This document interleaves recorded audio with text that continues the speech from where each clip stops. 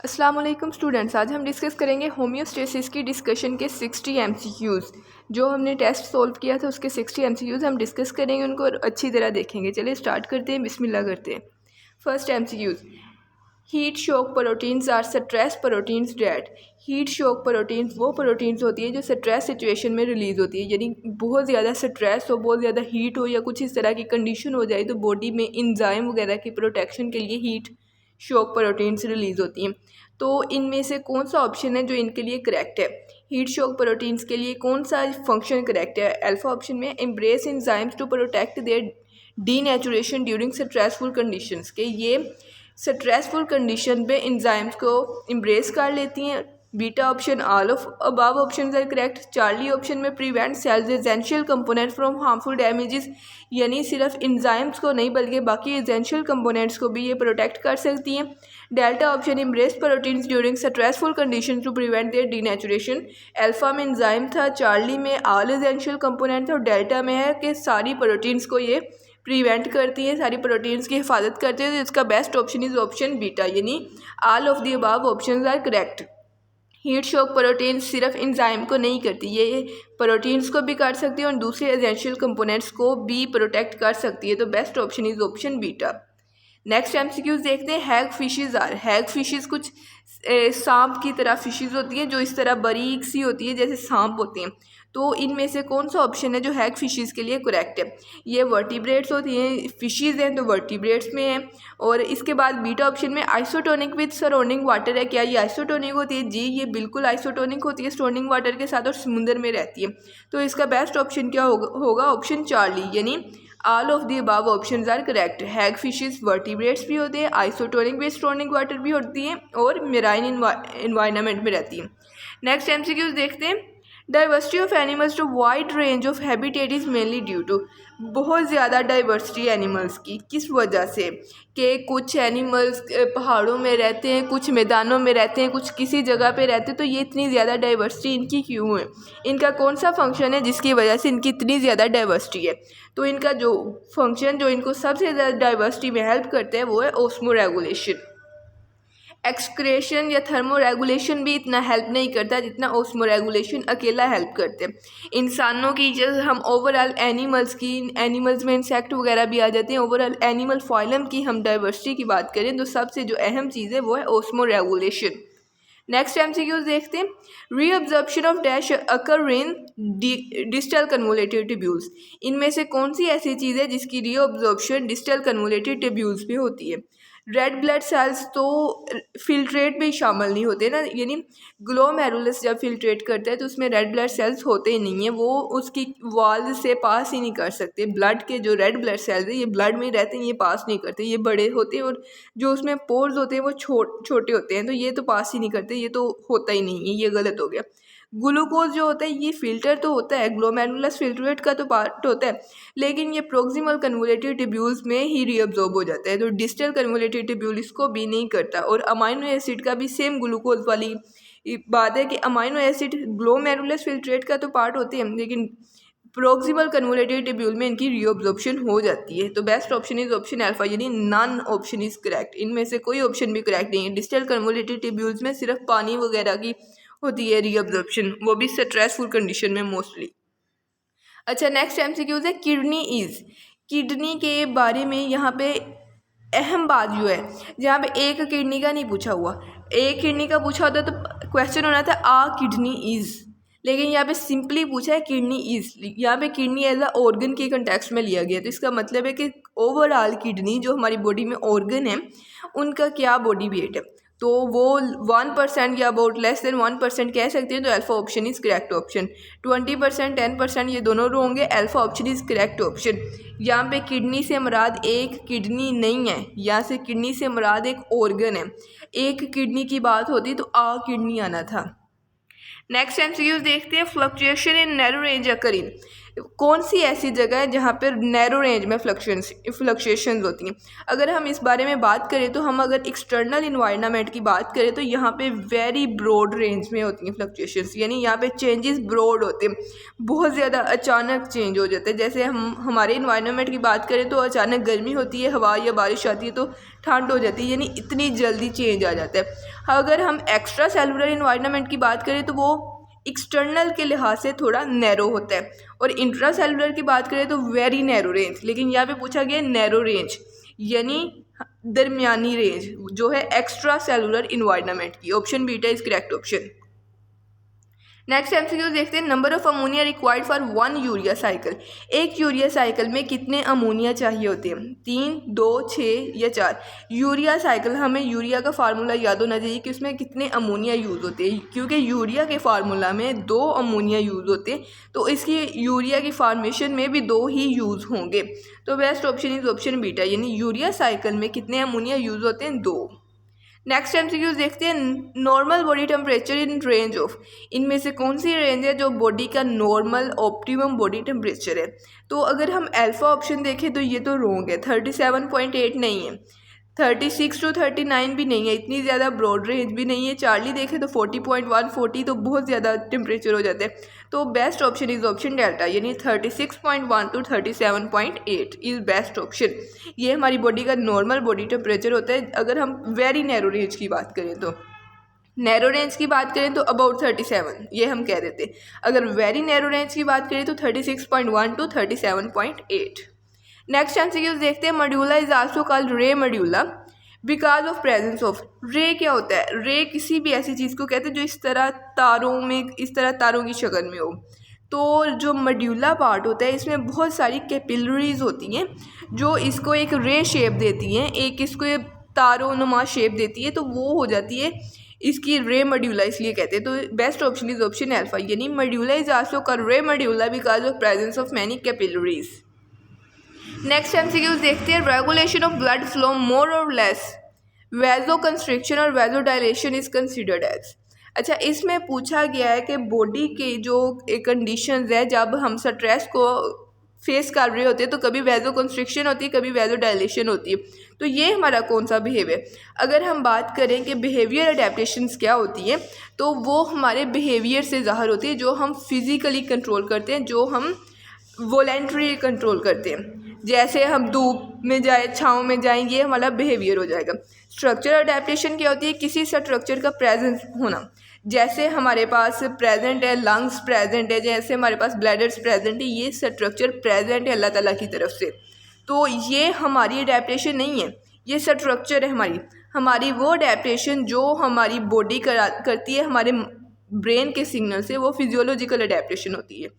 Physiological adaptation से तो आपको बहुत ज़्यादा आगे लेना देना होगा, क्योंकि आपने बनना ही फिजियोलॉजिस्ट है। फिजियोलॉजिस्ट यानी आपने जो गाइटन वगैरह पढ़नी है तो वो फिजियोलॉजी से सारी रिलेटेड होगी। तो फिजियोलॉजिकल अडेप्टेशन वो होती है जो स्ट्रक्चर को यूज़ करते हुए बिहेवियर क्रिएट करे। तो best option is option Charlie, यानी स्ट्रक्चर हमारी ब्लड सर्कुलेटरी सिस्टम को यूज़ करते हुए वैजो कंस्ट्रिक्शन या वैजो डायलेशन का बिहेवियर क्रिएट हो रहा है। तो ये कौन सी रेगुलेशन होगी, फिजियोलॉजिकल अडेप्टेशन। नेक्स्ट एमसीक्यू देखते हैं, most susceptible component of internal environment that may be affected by fluctuations in external environment. इनमें से कौन सा कंपोनेंट है जिसके अफेक्ट होने के असरात ज़्यादा है। इनमें से कौन सा कंपोनेंट हो जो आसानी से अफेक्ट हो सकता है। ये तीनों ही आसानी से अफेक्ट हो सकती है और तीनों ही इंपॉर्टेंट है बॉडी के लिए। यानी टेम्परेचर भी अफेक्ट होता है, वाटर कंसनट्रेशन भी अफेक्ट होती है, सल्यूट भी अफेक्ट होता है। इनमें से तीनों की कंसनट्रेशन में थोड़ी बहुत भी कमी आ जाए, जो इनकी ऑप्टिमम रेंज है उससे थोड़ी बहुत भी कमी आ जाए तो बहुत ज़्यादा मसाइल हो जाते हैं। तो best option is option beta, यानी all are affected by fluctuations in external environment. Next MCQs देखते हैं, inner renal medulla is highly concentrated due to presence of. जो इनर रेनल मड्यूला है वो बहुत ज़्यादा कंसनट्रेटेड होता है, उसमें 2 चीज़ें प्रेजेंट होती है। एक तो उसमें यूरिया प्रेजेंट होता है जिसकी वजह से वो कंसनट्रेटेड होता है, याद रखिए उसमें यूरिया प्रेजेंट होता है इनर मड्यूला में। दूसरा, उसमें काउंटर करंट मल्टीप्लाइड का एक मैकेनिज्म चल रहा होता है जिसकी वजह से उसकी कंसनट्रेशन, उसमें साल्ट्स वगैरह आते हैं तो वो कंसनट्रेटेड हो जाता है। तो इसका best option is option beta, यानी बोथ। यूरिया भी होता है और काउंटर करंट मल्टीप्लायर भी होता है, जिसकी वजह से जो इनर रेनल मॉड्यूल है वो हाईली कंसनट्रेटेड हो जाता है। नेक्स्ट एमसीक्यू देखते हैं, part of nephrons more permeable to salt. इनमें से कौन सा पार्ट है नेफ्रॉन का जो साल्ट को ज़्यादा परमिएबल होता है? तो वो होता है thick loop of Henley. Thick loop of Henley को हम असेंडिंग लूप ऑफ हेनले भी कह सकते हैं।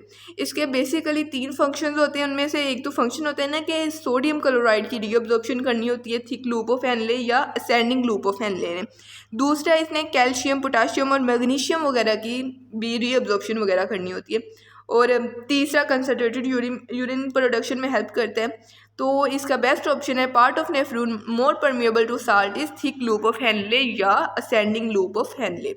नेक्स्ट एमसीक्यू देखते हैं, Malpighian body is part of. Malpighian body होती क्या है? अगर हम आर्थ्रोपोड्स में बात करें तो मेल्फिजियन बॉडी फिल्ट्रेशंस में यूज़ होती है। फिल्ट्रेशन में यूज़ होती है। इसका रोल नहीं होता कि यूरिन को बॉडी से बाहर लेके जाना, इसका सिर्फ फिल्ट्रेशन में रोल होता है। तो किडनी का जो रोल है वो फिल्ट्रेशन में होता है। Urine Malpighian body is part of kidney, यानी किडनी का पार्ट है। अगर हम ओवरऑल बात करें तो ये ग्लोमेरुलस और बुमेन के कलेक्टिवली ग्लोमेरुलस और बुमेन को कहते हैं मेल्फिजियन बॉडी, और ये किसका पार्ट होता है? किडनी का पार्ट फॉर यूरिन फॉर्मेशन। तो best option is option alpha, Malpighian body is part of kidney for urine formation. Next MCQs देखते हैं, upper part of uterus expanding to fill hilum is. Uterus का जो upper part होता है जो hilum की filling में यूज़ होता है, जो हाइलम से निकलते हैं, उसे क्या कहते हैं? सिंपल सवाल पूछा है कि ये अगर एक किडनी है तो ये यूट्रस है, यूट्रस निकल किधर से रहा है, उस पार्ट को क्या कहते हैं? ये एक्सपेंडेड पार्ट को क्या कहते हैं? इसको कहते हैं रेनल पेल्विस। ये एक्सपेंडेड पार्ट जहाँ से यूट्रस अराइज करता है इसको रेनल पेल्विस कहते हैं। तो best option is option alpha. Urethra तो बाद का पार्ट है। रेनल पायरामिड इससे तलक नहीं है एमसीक्यू से। लूप ऑफ हेनले एमसीक्यू से तलक नहीं है। तो best option is option alpha. Next MCQ देखते हैं, एक्सक्रेशन इन स्ट्रिक्ट सेंसेस। अगर हम बहुत ज़्यादा स्ट्रिक्टली इसको देखें तो ये क्या चीज़ होती है एक्सक्रेशन? बेसिकली ये प्रोटीन्स की मेटाबॉलिक प्रोडक्ट की रिमूवल को कहते हैं एक्सक्रेशंस। यानी जो प्रोटीन्स का metabolic product as a nitrogen secret होता है तो उसको रिमूव करना असल में एक्सक्रेशन होता है, जो यूरिया साइकिल की शक्ल में यूरिक एसिड या यूरिया या किसी भी शेप में रिमूव की जाती है। तो best option is option alpha, यानी removal of waste product of metabolism of proteins. Metabolism of carbohydrates या फैट वगैरह स्ट्रिक्ट सेंस में नहीं होते। अगर हम बेसिकली बात करें तो these are metabolism of proteins. Next MCQ देखते हैं, liver is the centre of. Liver किस चीज़ का सेंटर है? रेस्पिरेशन का सेंटर नहीं है। रेस्पिरेशन का सेंटर है लंग्स। मेटाबॉलिज्म का सेंटर है liver. Liver is the centre of metabolism in our body. Excretion का सेंटर किडनी है। अगर हम बहुत ज़्यादा ब्रॉड सेंस में बात करें तो फिर लिवर और किडनी दोनों ही सेंटर ऑफ एक्सक्रेशन होते हैं, लेकिन as a liver alone centre of excretion नहीं होता। तो ये बेसिकली सेंटर होता है मेटाबॉलिज्म का in our body. Next MCQs देखते हैं, ड्यूरिंग पायरिक्सिया। पायरिक्सिया होता है बुखार वगैरह की सिचुएशन वगैरह होना, या फिर किसी भी माइक्रो ऑर्गेनिज्म की बॉडी में एंट्री होना और हमारा डिफेंस सिस्टम का एक्टिवेट होना पायरिक्सिया होता है।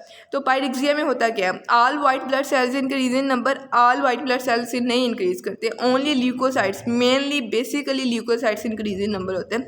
रेड ब्लड सेल्स तो डिक्रीज हो जाते हैं ना, क्योंकि इनकी डेथ होना शुरू हो जाती है। White blood cells increase in number. तो best option is option beta, यानी mainly basically leukocytes increase in number होते हैं, जो वाइट ब्लड सेल्स की एक टाइप है जिन्होंने बेसिकली इनको डिफेंड करना होता है। नेक्स्ट एमसीक्यूज देखते हैं, brown fat store more energy than normal white fat can. जो ब्राउन फैट होती है वो नॉर्मल वाइट फैट से ज़्यादा एनर्जी स्टोर करती है। तो इनमें से कौन सा बेस्ट ऑप्शन है ब्राउन फैट के लिए? It is present in some animals for thermoregulation, क्योंकि ये ज़्यादा एनर्जी स्टोर करती है, ये ज़्यादा अच्छी फैट हो, तो इसका बेसिकली रोल थर्मो रेगुलेशन में ही होगा। तो ये ऑप्शन करेक्ट हो गया। अगर हम बीटा ऑप्शन देखें तो इस brown in colour, brown fat है तो ब्राउन कलर होती है क्योंकि इसमें बहुत ज़्यादा माइटोकॉन्ड्रिया पाए जाते हैं। माइटोकॉन्ड्रिया की प्रेजेंस की वजह से ये ब्राउन इन कलर और हाई एनर्जी स्टोरिंग होती है। तो ये भी ऑप्शन भी करेक्ट हो गया। तो चार्ली ऑप्शन देखते हैं, generate heat by burning calories. जो नॉर्मल वाइट फैट होती है इसका सिंपल काम होता है इंसोलेशन, लेकिन ब्राउन फैट जो होती है ये ज़्यादा एफिशिएंट होती है। इसने सिर्फ इंसोलेशन नहीं करनी होती, इसने कैलोरीज को बर्न करके हीट जनरेट करनी होती है, और ये ज़्यादा इफेक्टिव मैकेनिज्म है। तो best option is option delta. Next MCQ देखते हैं, mainly tubular secretion of kidney are, जो किडनी की ट्यूब्यूलर सिक्रेशन है वो मेनली H पॉजिटिव आयंस होती हैं। जो मेनली बात है, जो हम मेन बात करते हैं वो है pH को मेंटेन करने के लिए हाइड्रोजन आयंस की सिक्रेशन होती हैं, क्योंकि किडनी के जो ट्यूबुलर पार्ट होते हैं उसने pH को मेंटेन करना होता है। वहाँ पे मेड्यूलरी पार्ट में जो बहुत ज़्यादा चीज़ें इकट्ठी हुई होती है, यूरिया वगैरह बहुत सारी चीज़ें, सोडियम आयंस, इसके अलावा calcium ions, magnesium ions, potassium ions, तो उनकी pH थोड़ी सी चेंज हो जाती है। तो pH को मेंटेन करने के लिए हाइड्रोजन आयंस की सिक्रेशन की जाती है। तो best option is option alpha. Next MCQs देखते हैं, रिसाइट दुरूद शरीफ, ये एक दफ़ा पढ़ लें। नेक्स्ट एमसीक्यू देखते हैं, if a cardiac beat pump 80 litre of blood to whole body, अगर एक दफ़ा ब्लड पंप कर रहा है 80 लीटर ब्लड पूरी बॉडी में, the amount of blood receive by both kidneys half of, अगर हम देखें कि टोटल ब्लड जो बोथ किडनी रिसीव करती है वो है 20%, अगर एक किडनी की बात करें तो वो है 10%। 80% का 80 लीटर्स का 10% क्या होगा, 80 डिवाइडेड बाय 10, हमारे पास आ गया 8, यानी एक किडनी कितना रिसीव कर रही है 8, लेकिन यहाँ पे पूछा गया बोथ किडनीज कितना करेंगी, 8 + 8 = 16, यानी बोथ किडनीज कितना रिसीव करेंगे 16 लीटर ऑफ ब्लड। लेकिन यहाँ पे सवाल में पूछा गया है by both kidney is half of, यानी इनमें से किस चीज़ का हाफ है, 32 का हाफ है 16। Best option is 4D option, यानी किडनीज रिसीव कितना कर रही हैं 16 लीटर, जो हाफ है 32 लीटर का।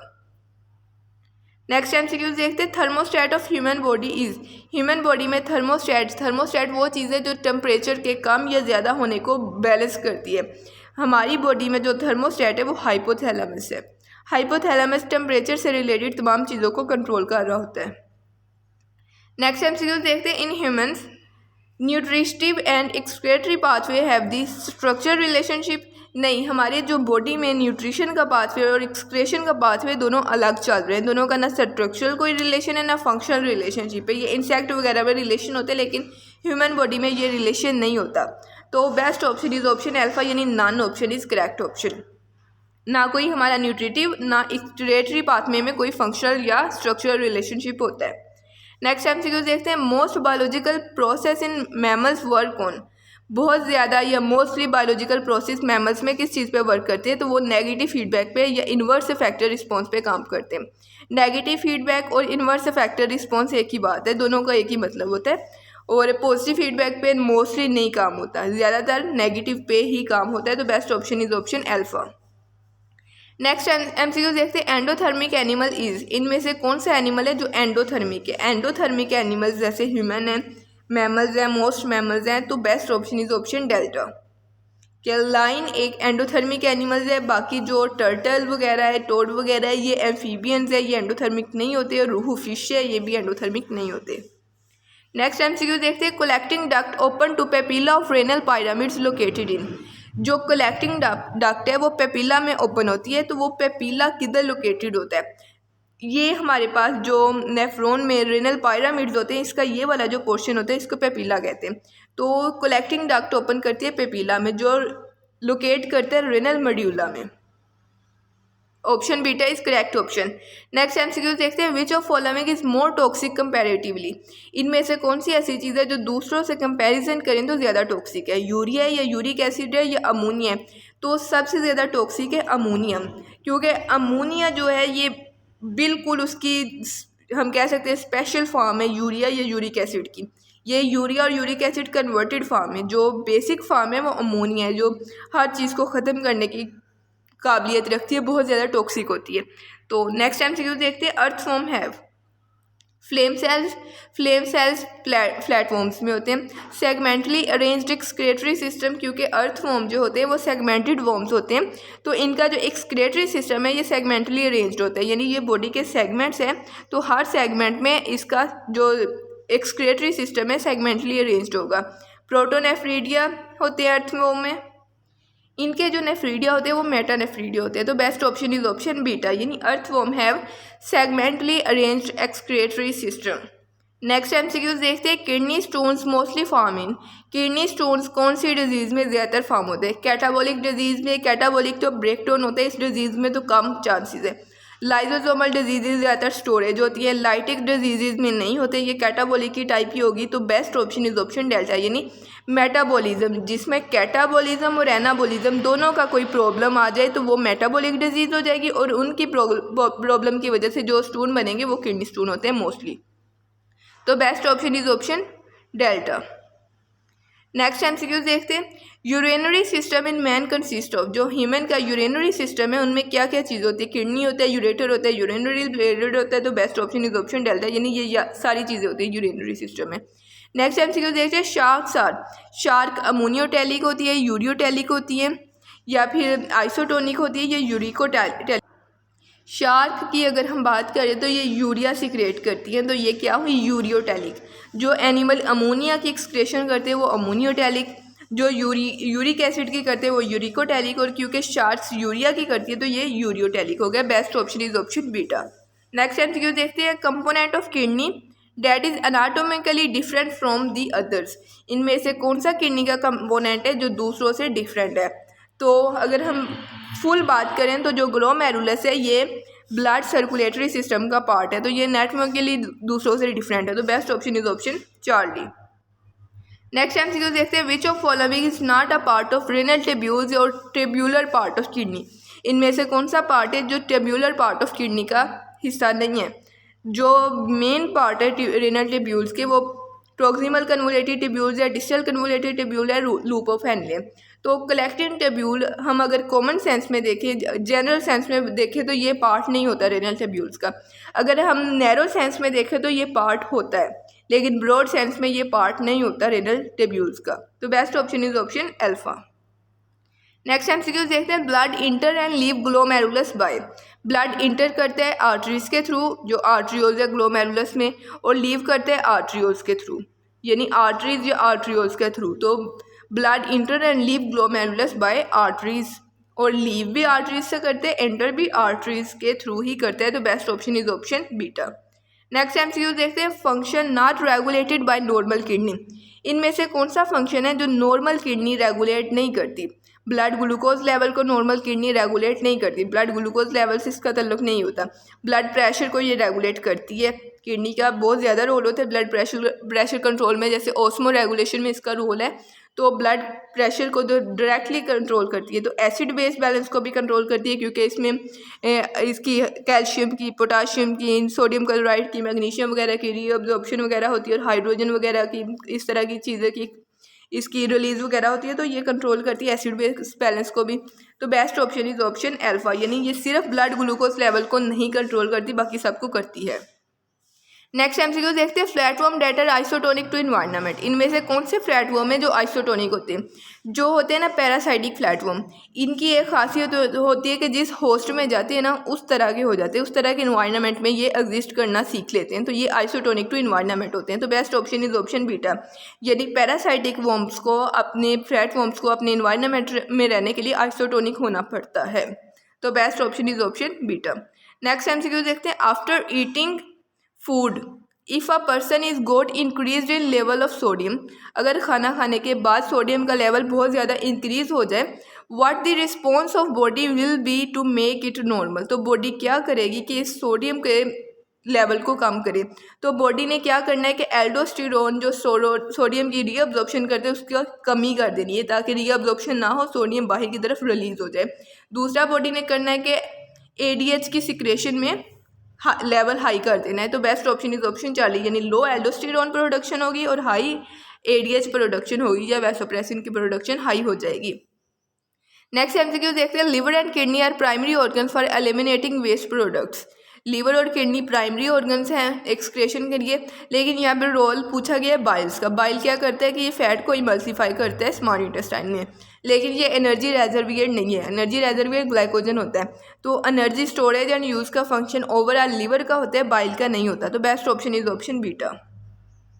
नेक्स्ट एमसीक्यू देखते हैं। Total incidence of calcium oxalate and uric acid types 2, अगर हम कैल्शियम ऑक्सलेट और यूरिक एसिड दोनों का टोटल इंसिडेंस की बात करें तो 70% plus 10% equal to 80%। So best option is option alpha.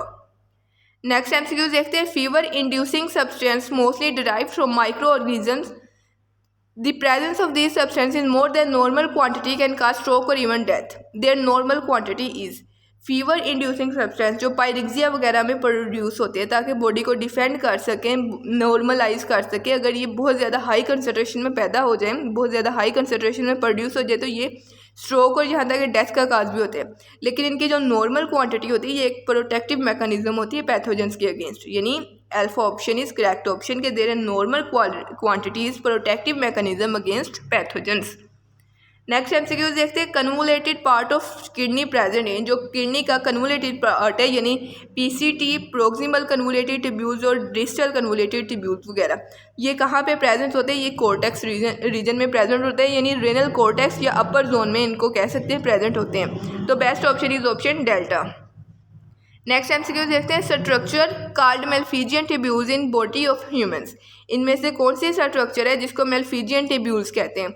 तो जो हमारे पास स्ट्रक्चर है ग्लोमेरुलस एंड बुमेन कैप्सूल, इन दोनों को मिलाकर मेलफिजियन ट्यूब्यूल्स कहते हैं, क्योंकि मेलफिजियन ट्यूब्यूल्स का बेसिक फंक्शन जो होता है वो फिल्ट्रेशन से रिलेटेड होते हैं।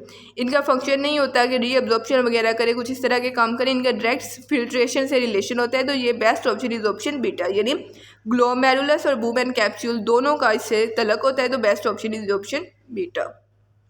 नेक्स्ट एमसीक्यू देखते हैं urinary bladder is sensitive to, urinary bladder sensitive होता है यूरिन की कंसनट्रेशन से, यानी कितनी ज़्यादा कंसनट्रेटेड है, कम कंसनट्रेटेड है, ज़्यादा कंसनट्रेटेड है, डिल्यूटेड है, इन सब चीज़ों से सेंसिटिव होता है। दूसरा वॉल्यूम ऑफ यूरिन से सेंसिटिव होता है। तो बेस्ट ऑप्शन इज ऑप्शन 4 यानी कंसनट्रेशन से भी सेंसिटिव होता है और वॉल्यूम ऑफ यूरिन से भी सेंसिटिव होता है। जितनी कंसनट्रेटेड ज़्यादा उतनी जल्दी इसने इम्प्टी होना है, जितना वॉल्यूम ज़्यादा उतनी जल्दी इसने इम्प्टी होना है।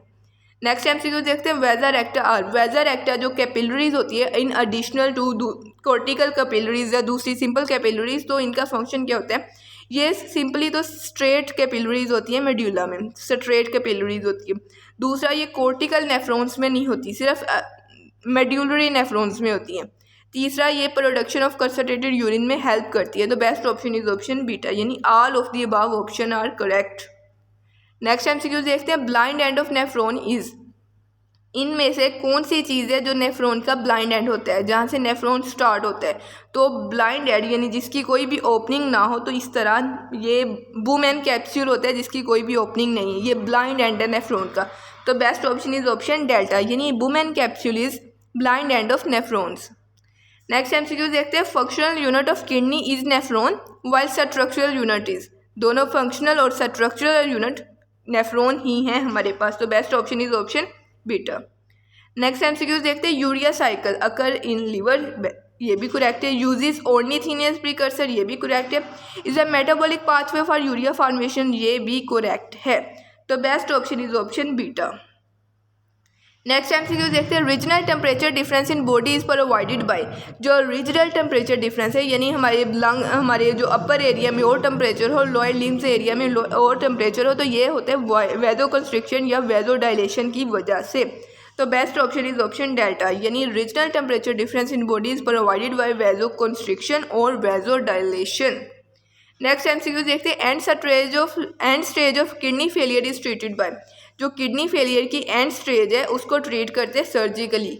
अगर नॉर्मल या लो स्टेज फेलियर हो तो हम ये करते हैं कि उसका डायलिसिस वगैरह करवा देते हैं या लिथोट्रिप्सी वगैरह से काम चला लेते हैं, लेकिन जब एंड स्टेज आ जाती है तो सर्जिकल रिमूवल ऑफ किडनी होता है, उसका रिप्लेसमेंट वगैरह होती है।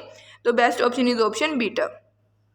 नेक्स्ट एमसीक्यू देखते हैं tolerance of dehydration in by terrestrial animals is, tolerance of dehydration को एनहाइड्रोबायोसिस कहते हैं। तो best option is option alpha, यानी tolerance of dehydration by terrestrial animals is called anhydrobiosis. Next MCQ देखते हैं excretory product of insect is, insect में क्या चीज़ excrete होती है? क्योंकि इंसेक्ट्स पानी से बहुत ज़्यादा दूर होते हैं, इनमें एक्टिविटी लेवल ज़्यादा होता है, ये पानी ज़्यादा नहीं सिक्रेट कर सकते, तो इसका जो एक्सक्रेटरी प्रोडक्ट है वो कुछ इस तरह डिज़ाइन है कि जिसको पानी की बहुत कम ज़रूरत होती है। अमोनिया जो होता है इसको पानी की बहुत ज़्यादा ज़रूरत होती है, यूरिया सेकेंड नंबर पर और थर्ड नंबर पर यूरिक एसिड है, यानी इंसेक्ट्स में जिस चीज़ की एक्सक्रेशन होती है वो है यूरिक एसिड। नेक्स्ट एमसीक्यू देखते हैं major renal layer is, kidney की जो मेजर लेयर है वो कौन सी है? जो किडनी के गिर्द मेजर लेयर है वो है रेनल कैप्सूल। तो best option is option beta, यानी renal capsule is major layer of kidney, जो उसको कवर करती है। नेक्स्ट MCQ देखते हैं, kidney are present in front of 12th thoracic vertebra in. जो किडनीज होते हैं जो बार में थोरेसिक वर्टिब्रा के सामने होते हैं, उसकी पोस्टीरियर साइड पे होती हैं, डायफ्राम के थोड़े नीचे होते हैं और अब्डोमिनल कैविटी में प्रेजेंट होती हैं। ये किडनी की लोकेशन है, तो best option is option Charlie, यानी किडनी की ये तमाम लोकेशंस करेक्ट हैं। नेक्स्ट MCQ देखते हैं, way to transfer heat out of body.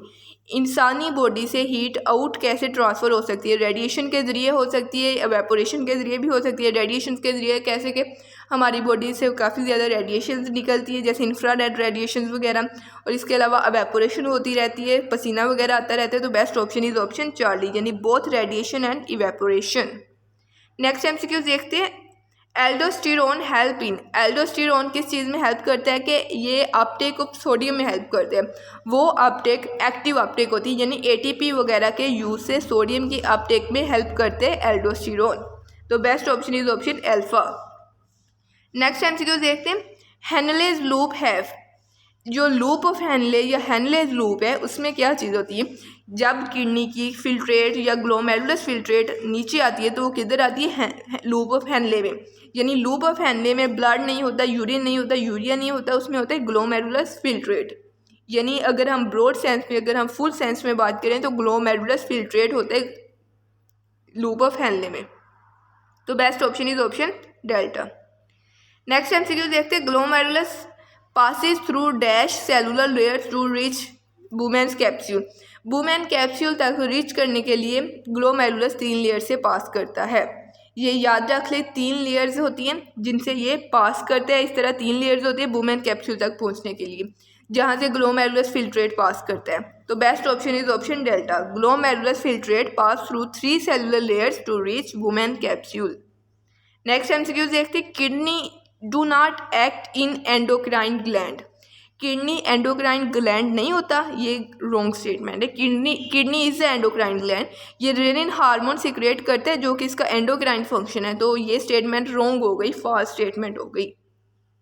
Next MCQ देखते हैं, least selective process in urine formation.